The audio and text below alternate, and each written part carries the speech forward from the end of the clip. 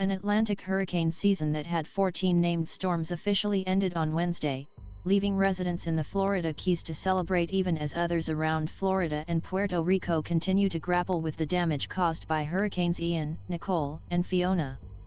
The 2022 season had an unusually calm first half but made up for that with the 3 destructive hurricanes in the second half, ending with an average number of named storms.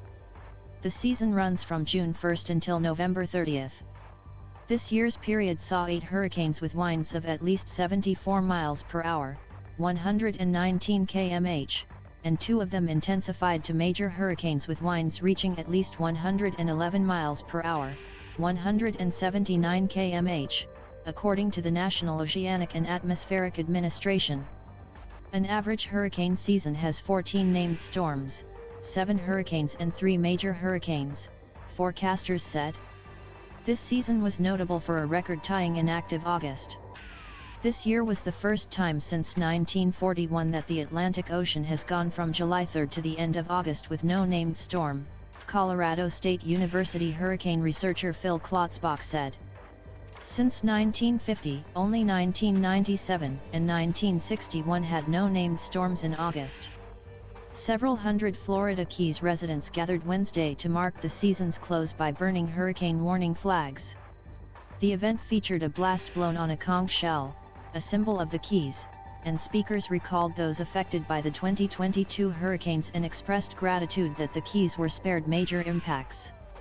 Members of Key Westico's ceremonial Conch Republic administration then doused the hurricane flags with rum and set them ablaze.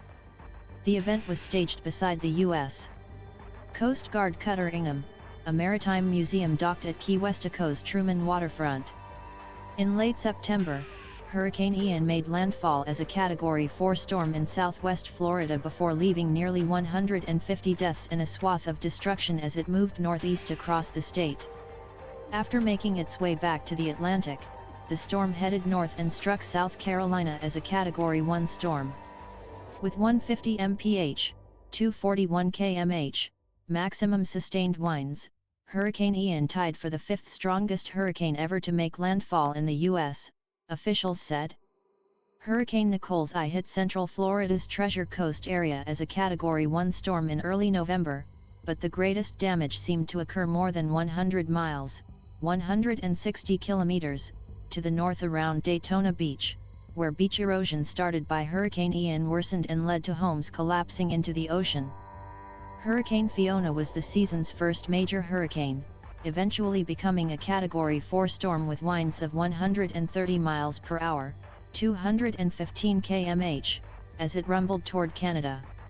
The center of the storm missed the mainland U.S., but it hit Puerto Rico as a Category 1 in mid-September, leaving the entire island without power and at least 25 people dead.